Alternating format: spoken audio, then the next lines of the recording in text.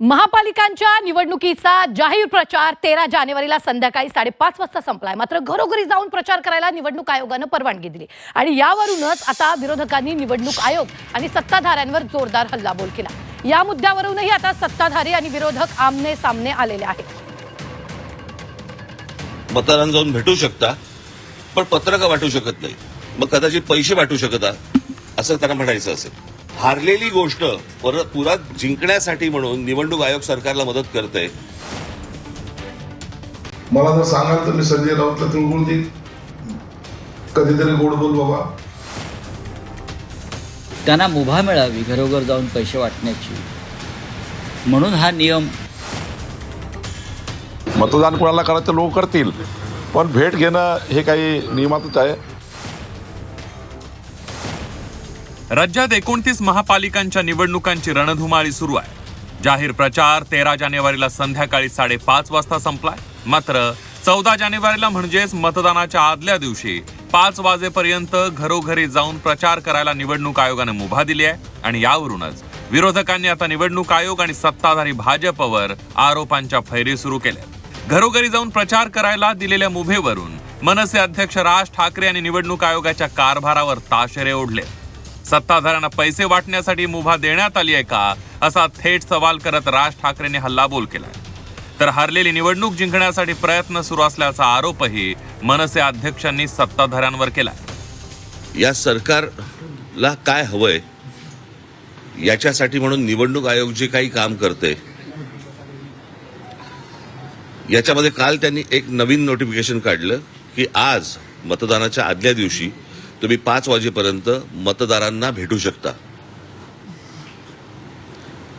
ही नवीन प्रथा, नवीन पद्धत कशी काय आली आणि कुठून आली ही काही कल्पना नाही।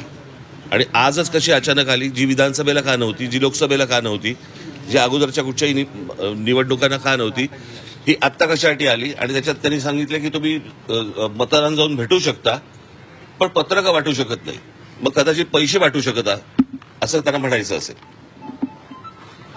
ही मुळात मुभा मिळाली का, दिली का, आणि हा कायदा बदलला का, हे नव्याने या सगळ्या गोष्टी ज्या आणल्या जात आहेत ह्या कशासाठी आणल्या जात आहेत। हारलेली गोष्ट परत पुन्हा जिंकण्यासाठी म्हणून निवडणूक आयोग सरकारला मदत करते, हे हा आमचा निश्चित आरोप आहे निवडणूक आयोगावरती। घरोघरी पैशांचं वाटप करण्यात येत असल्याचा गंभीर आरोप संजय राऊतांनीही केलाय। निवडणूक आयोगानं नियम मोडून हा तिळगुळ सत्ताधाऱ्यांना दिलाय का असा सवाल संजय राऊतांनी उपस्थित केलाय। तर शिवसेना नेते आणि सामाजिक न्याय मंत्री संजय शिरसाट यांनी संजय राऊतांवर पलटवार केलाय। निवडणूक आयोगानं महाराष्ट्राच्या सत्ताधाऱ्यांना एक वेगळा तिळगुळ दिला। प्रचार संपला तरी तुम्ही प्रचार करू शकता, हे नवीनच आहे। प्रचाराची मुदत संपली तरी तुम्ही प्रचार करू शकता, आणि तोही कसा, घराघरात जाऊन घरोघर जाऊन प्रचार करू शकता। सध्या वातावरण असं आहे की घरोघर पैशाचं वाटप सुरू आहे। पैशाची पाकिटं साडीतून, वृत्तपत्रातून कार्यकर्ते घरोघर जाऊन पैशाच्या पाकिटांचं वाटप सुरू आहे।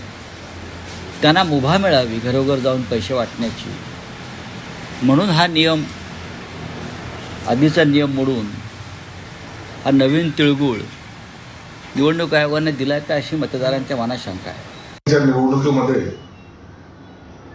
राजकीय पक्षाने एकमेकांचे पूर्ण वाभवडे काढले, कपडे उतरवणे ज्याला म्हणतात ते केलेलं आहे। परंतु हा सण असा आहे की त्यांनी एकमेकांना गोड बोललं पाहिजे। मला जर सांगाल तर मी संजय राऊतला तिळगुळ देईन, कधीतरी गोड बोल बाबा।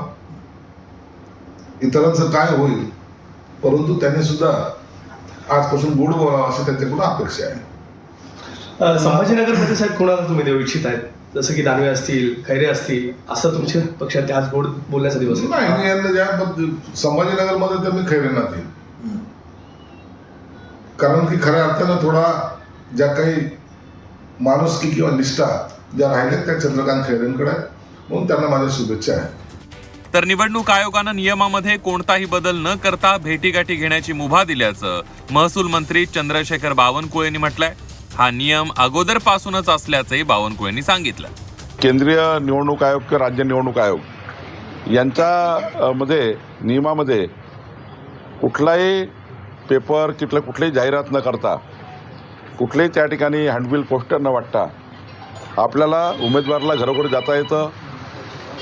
आम्हाला सुद्धा त्या ठिकाणी 4 घरी भेटी देता येतं. याचा अर्थ असा नाही की आम्ही कार्यकर्त्याकडे जायचं नाही, कुणाला भेटायचं नाही.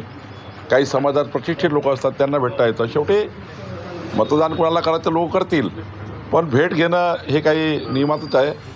जाहीर प्रचार संपल्यानंतरही निवडणूक आयोगाने घरोघरी जाऊन प्रचार करायला उमेदवार आणि राजकीय पक्षांना मुभा दिली आहे आणि यावरूनच विरोधकांनी संशय व्यक्त करत सत्ताधारी आणि निवडणूक आयोगाला आरोपीच्या पिंजऱ्यात उभं केल्याचं पाहायला मिळत आहे. ब्युरो रिपोर्ट, झी 24 तास.